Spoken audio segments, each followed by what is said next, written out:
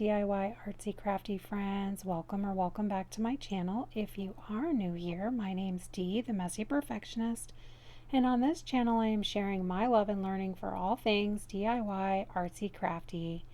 In this video I am sharing part 3 of the 3-part series that I created as I colored in Francois the Frog in this book, which is Ink House by Rory Dobner. If you did happen to miss part 1 and part 2, I will link a name card above for both of those.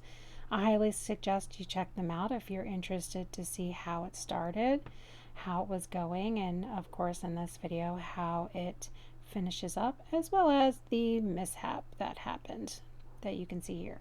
So I show you guys how I correct the mistakes that I made, as well as completing the sky for the background. If you guys are unfamiliar with this adult coloring book and you are interested in a flip through, I did make a video for that one and I will link it up above now and you can check that out. It is a full flip through so you can see the book in its entirety. It is very cool and I haven't seen a lot of it around, so definitely check that out if you like Francois here. So because this is a DIY artsy crafty channel all about learning and the experience through learning, no one is perfect when they are first starting their art, right? And that is the reason why I decided to go ahead and include these mistakes and talk about them and kind of work through them, not just for myself, but also to hopefully encourage anyone else out there who maybe is just starting out and sometimes can feel intimidated by all the amazing artists that are out there and the amazing work that they do.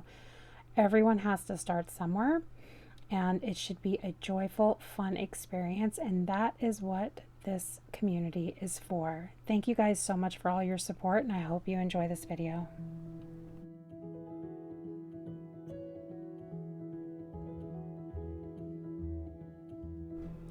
So first things first, I decided to go ahead and work on the balcony here and just kind of putting that color back down that got removed after the paper towel mineral spirits incident. I'm going through and just adding color and doing basically a light version of what I did in part 2 of this video to color correct it, I guess, and put in the grays and just fix that detail, put it back in there, etc.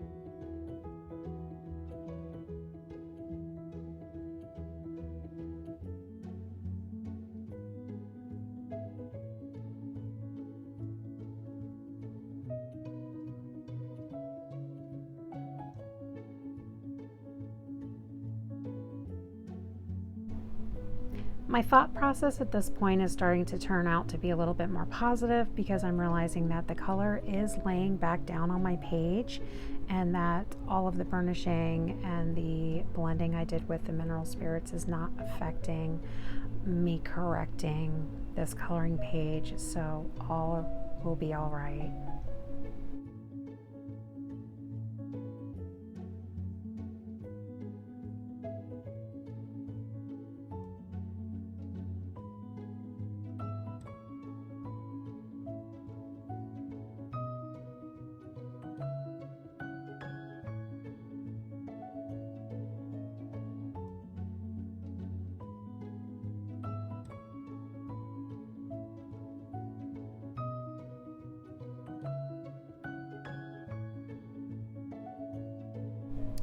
And I just wanted to also say that in the end, I preferred the way that the balcony and the railing came out as opposed to when I thought I was kind of finishing with it in part 2. I actually liked the detail better and the way the color came together. So you know, sometimes the best things come from a mess. Again, messy perfectionist. That is why this is me, because it seems like that is how it goes for me.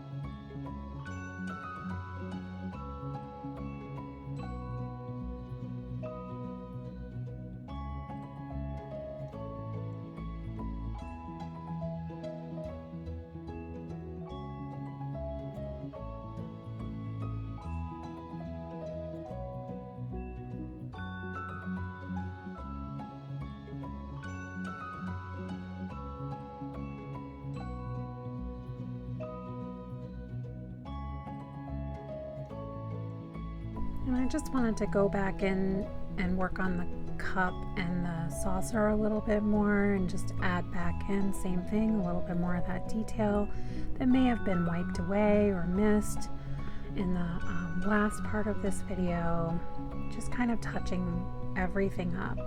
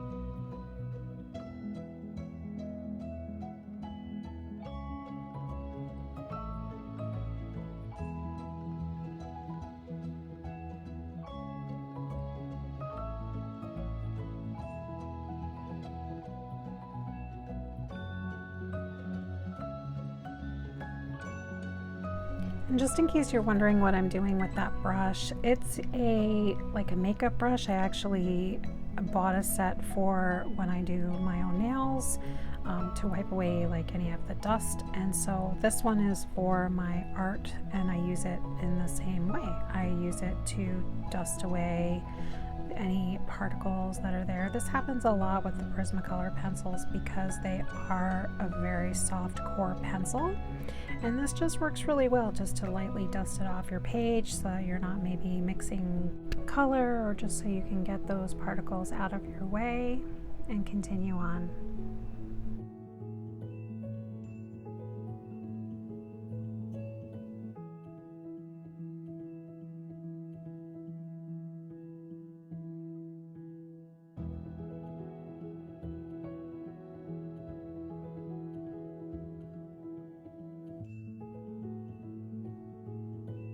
I'm finally happy with the way the balcony came out as far as the shadows cast and all the color, so I went ahead with my colorless blender and just very minimally went in there and began moving on to the next part.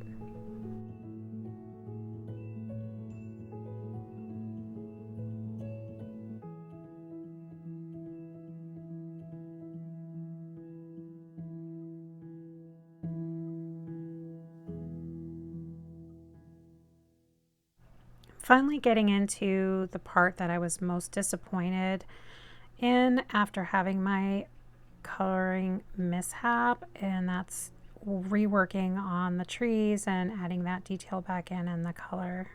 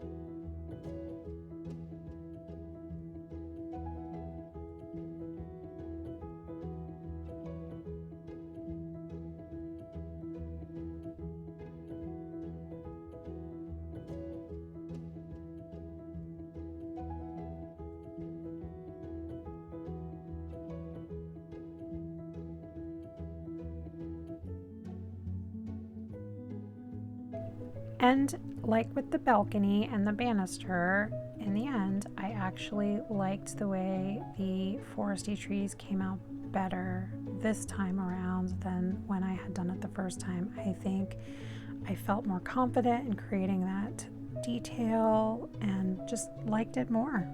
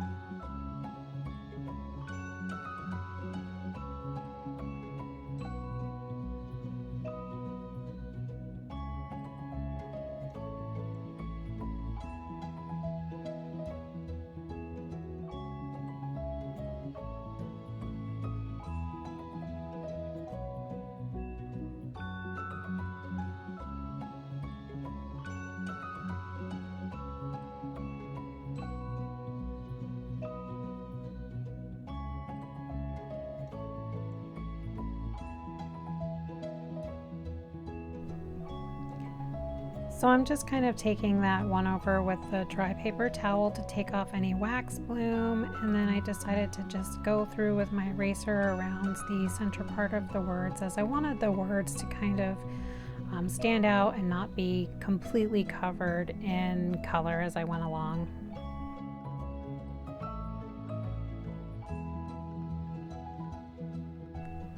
So that's how I diverted from the little mini crisis I had of my coloring mishap. There's still those streaks above the mountains that here I'm just kind of contemplating how I'm going to do the background, how I'm going to work through that. And instead of actually creating full-on clouds, I just decided to create a misty background, like a stormy sky background, so that I could kind of lay a little bit heavier ink on that side and just kind of cover that up a little bit more. And I like the way it came out. I think it fits the aesthetic of the page, of the book, and I still see it. I'll be honest, you'll see it still probably because I keep talking about it, but all in all, I felt pretty happy with the way it came out, especially as disappointed as I was when this first happened.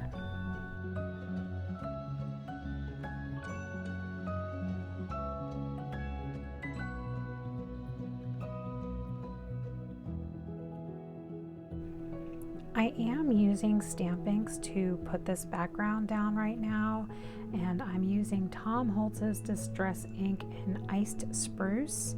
And then I also go in with a little bit of royal blue in the brand Stampabilities, which I purchased in a pack that came from Hobby Lobby. If you are interested in seeing how I create an actual cloud background, I can link that up above now and you can check it out. I did a cloud background behind a balloon in one of Johanna Basford's books.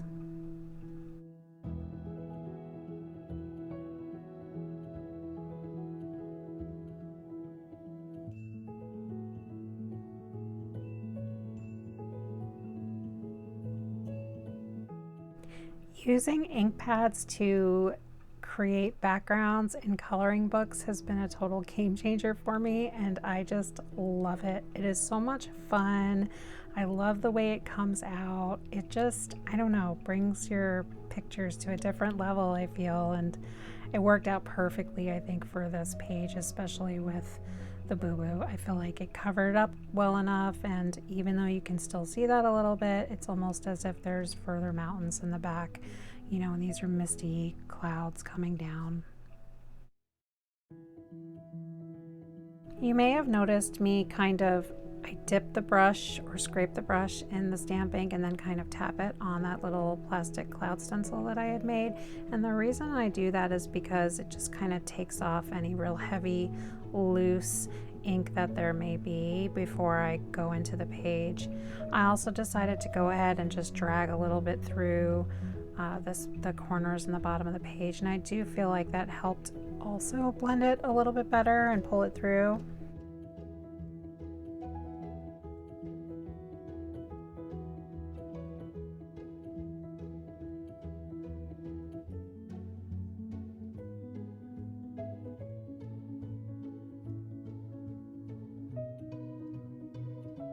And putting the ink over the pencil in this way is not going to really change the color that much because those are wax pencils, and you know, I have many layers there, so you have this kind of waxy buildup that's there, and the ink is not going to do the same thing as it's doing, say, like right now in the stormy clouds in the sky, which is what I wanted. I didn't want to change the color. I just wanted to test it and see if it would blend. And then yeah, I just added a little bit of the royal blue here, just a little bit, to just give it a little bit more dimension.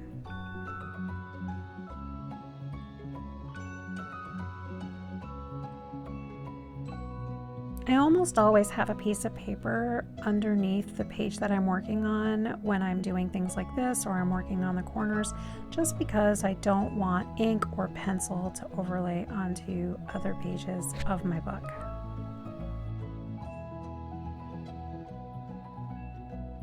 That is it for the background. I'm just going ahead and putting things away and dusting off my page and just giving it one more once over to add all of the final details before we call it done.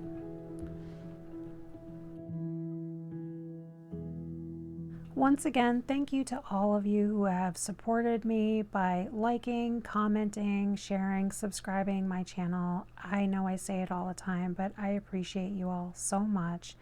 I have really been enjoying my crafty journey and also sharing that crafty journey with all of you. I hope that you enjoyed this 3-part series and maybe were inspired to try something new or learned something new, or even that sometimes we make mistakes and just kind of working through it, you can still have something that you love.